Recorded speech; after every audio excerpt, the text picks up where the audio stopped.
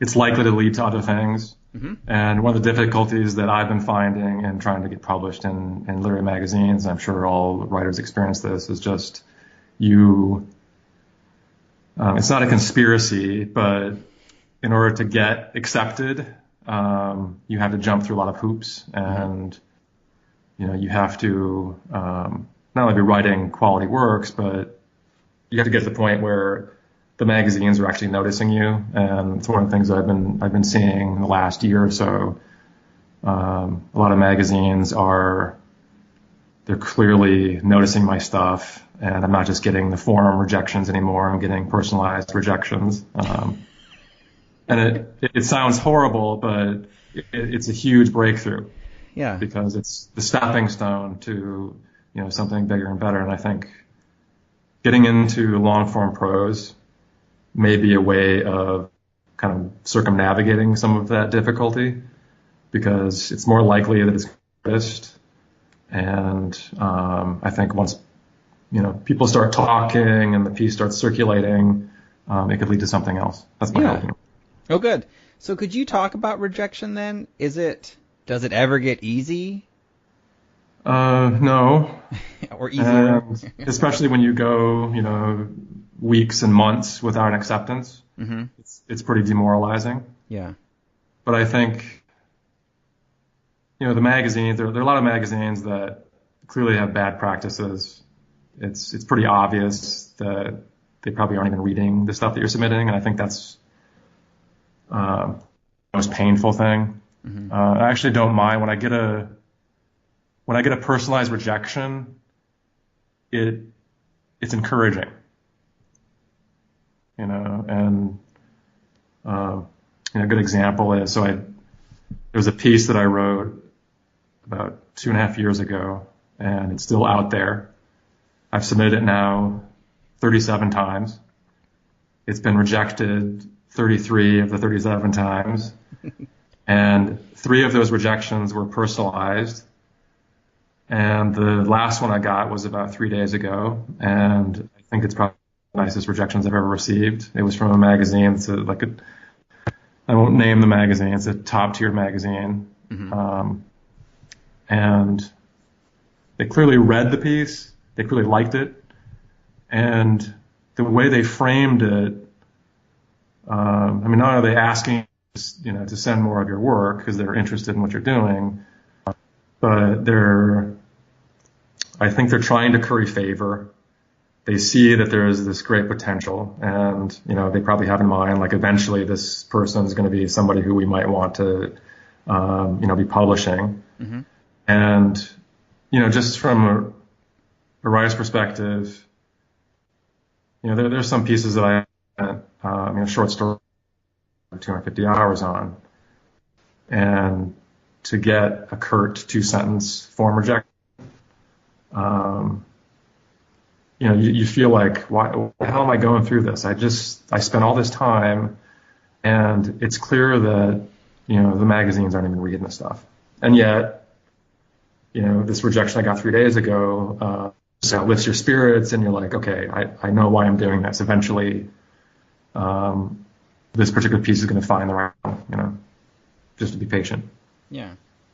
In the rejection letters you receive, are there ever like direct critiques over sections you should maybe do, or suggested edits, or is it pretty much we're sorry about this?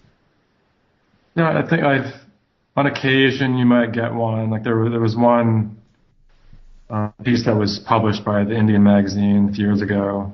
When I first started, I sent it to this Japanese magazine, mm-hmm.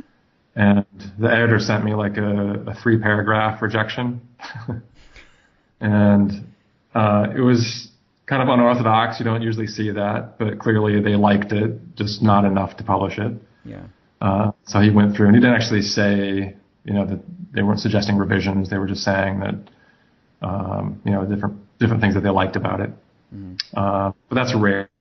Magazines don't have the time or interest to do that sort of thing. And so usually the personalized rejections you get will just have like a sentence or two. Not only are they saying, please send us more, we really like your stuff, but they might say something like,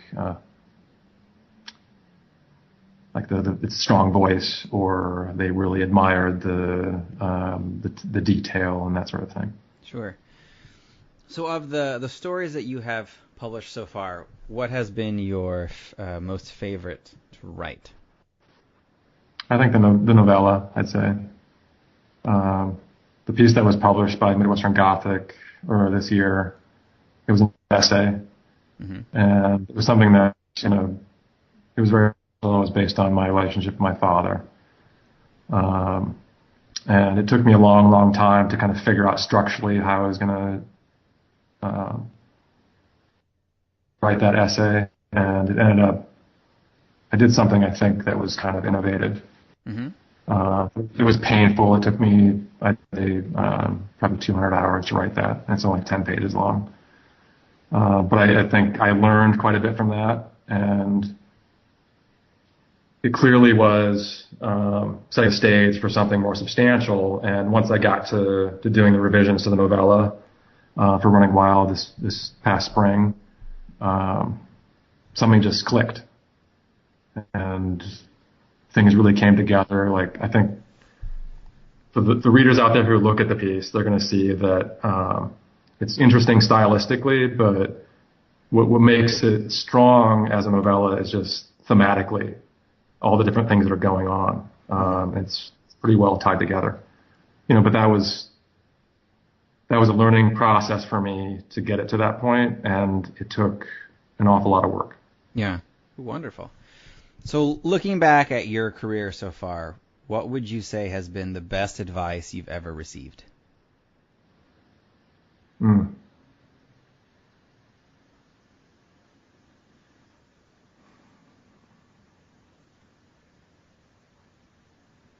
That's a tough question. It's something that I bemoan constantly, because I have conversations occasionally with others, and I've taken writing classes in the past, and there isn't any one particular piece of advice that sticks out in my mind, but one of the things that I will say that I've learned myself for the last 2 or 3 years is that if you're a novice writer, you're a serious writer, but you're just starting out, you have to accept the fact that you're not going to be able to write the kind of piece that you want to write at the drop of a hat. It's something that involves not just inspiration. I mean, there has to be the initial inspiration to write something in the first place. But what's really going to get you to the point where you have something that's publishable is the hard work. And what I said earlier is that some of the pieces I've written, even 8 to 10 page pieces, can take 200, 250 hours. Yeah.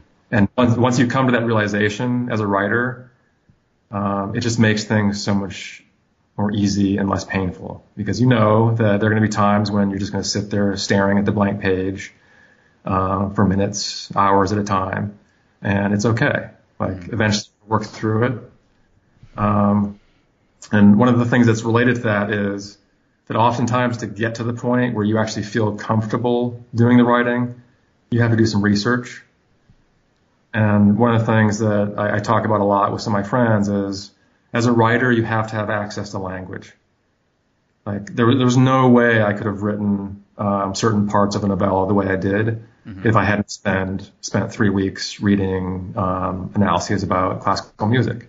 I just didn't have. I'm not a musician, right? So this isn't something that I have ready access to through experience. So I had to basically learn that language.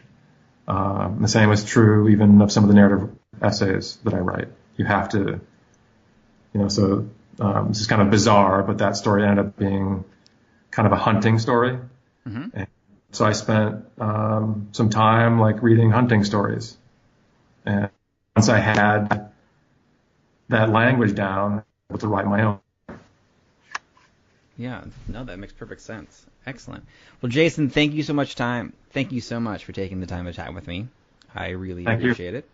If the listeners would like to read more of your writing or find out more about you, where is the best place they can go to do that?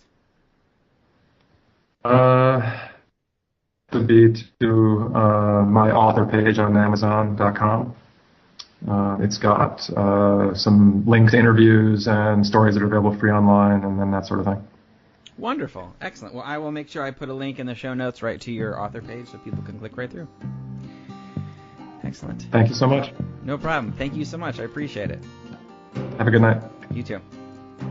Bye. Thank you for listening to another episode of the Advance Your Art podcast. If you like this episode, please go into iTunes and give us a 5-star rating. And while you're there, hit the subscribe button so that every single time I release a new episode, it will go directly to you without even thinking about it. If you're interested in hearing older episodes, please go to advanceyourart.com where you can find the catalog of everything I've done so far, as well as contact information and projects I'm working on. Thank you again, and have a great day.